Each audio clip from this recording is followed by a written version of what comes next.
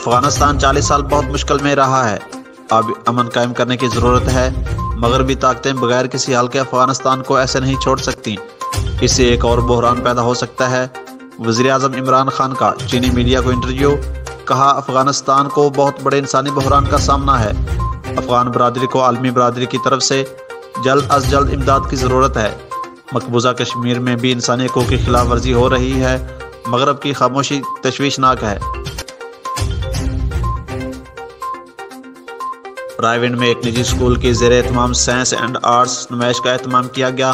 हमारे नुमाइंदा उस्मान चीमा की रिपोर्ट के मुताबिक नुमाइश में इलाका भर के स्कूल्स के तलबा और तालबात ने भरपूर शिरकत की।